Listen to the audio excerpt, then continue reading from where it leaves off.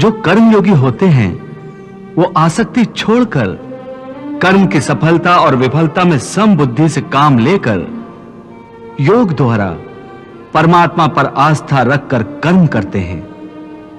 इसे ही समत्व योगा कहते हैं। हे पार्थ, ईश्वर को समर्पण करने की भावना से किया हुआ कर्म फल प्राप्ति की कामना से किए हुए कर्म से कई गुना अधिक श्रेष्ठ है। ज्ञानी पुरुष कर्म फल की आशा किए बिना समबुद्धि योग द्वारा कर्म करते हैं और पाप पुण्य आदि भावनाओं से मुक्ति पाते हैं। पार्थ, तुम भी ऐसी भावनाओं से मुक्त हो जाओगे जब तुम समबुद्धि कर्म का आचरण करोगे। योगस्था कुरु कर्माणि संगम त्यक्त्वा धनंजय सिद्धि असिद्ध्यो समो भूत्वा समत्वम योग उच्यते। पार्थ, एक बात ध्यान में रखो, फल की वासना से फल पर ही दृष्टि रखकर कर्म करने वाला सकाम मनुष्य उत्तम कर्म करने पर भी कर्मयोगी नहीं हो सकता। ऐसे मनुष्य को ख्याति आदि लाभ प्राप्त हो सकते हैं, किंतु उसे परमात्मा और शांति प्राप्त नहीं हो सकती।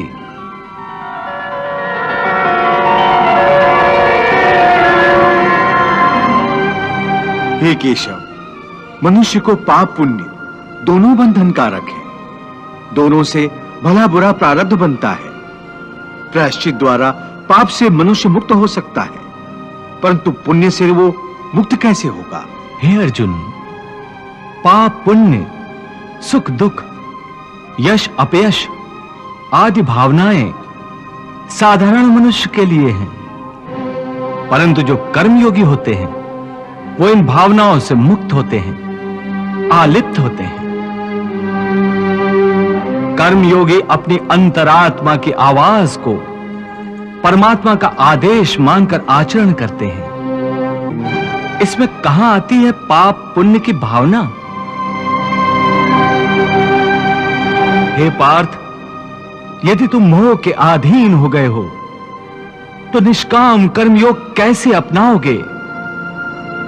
तुम्हारी बुद्धि पर जो मोह के अंधकार का पटल छा गया है उसे ज्ञान के प्रकाश से हटा दो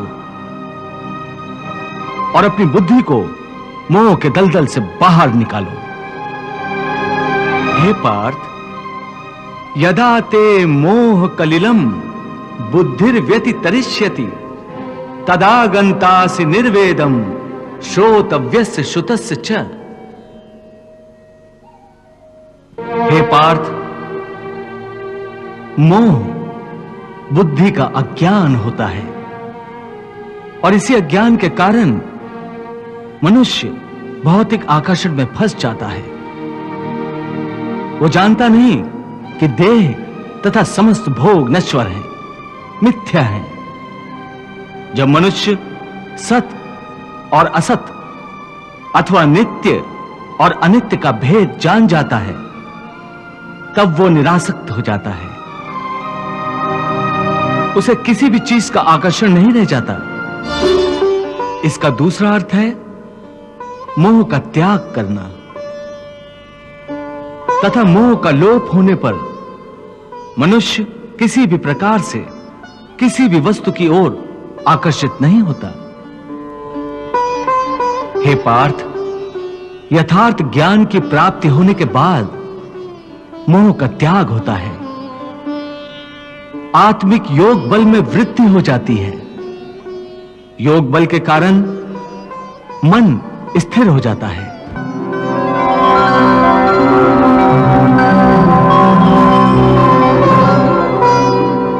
और स्थित प्रज्ञ होने के कारण मनुष्य का परमात्मा के साथ योग हो जाता है।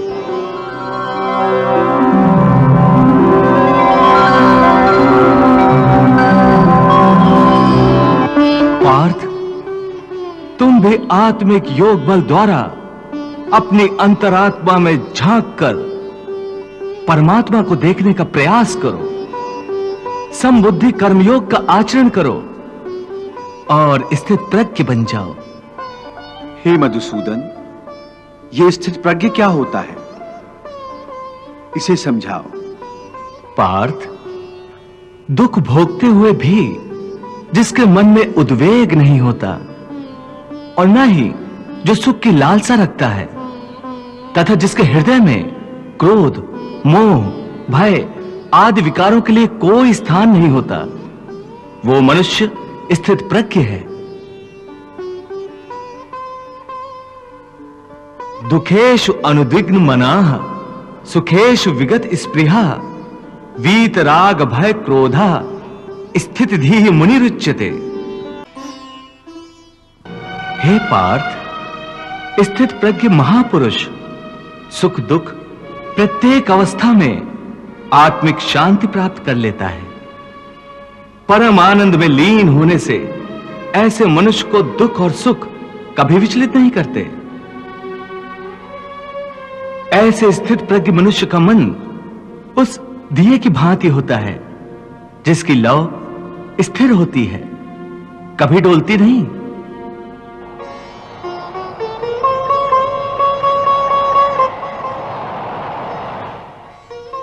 प्रभु, दिए की लौ अधिक समय तक अचल और अडोल तो रहती नहीं। वो हवा के हल्के से झोंके से भी तड़पने लगती है।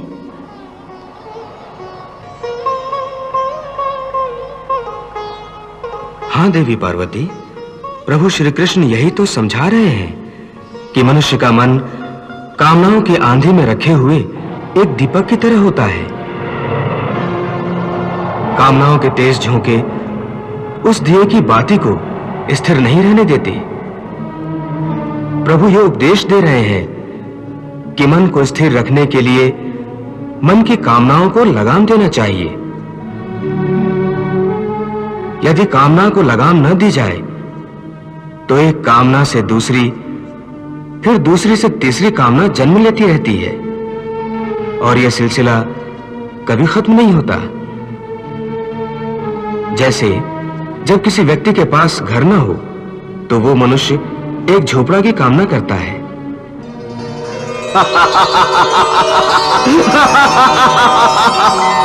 झोपड़ा मिल जाता है तो उससे बड़ा घर चाहता है, फिर उससे भी बड़ा घर, और फिर राजमहल की कामना करता है।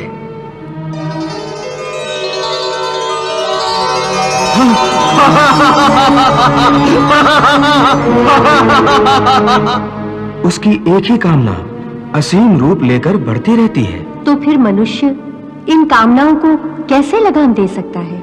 इसका सही और सरल उपाय यह है कि मनुष्य मन में संतोष पैदा करे।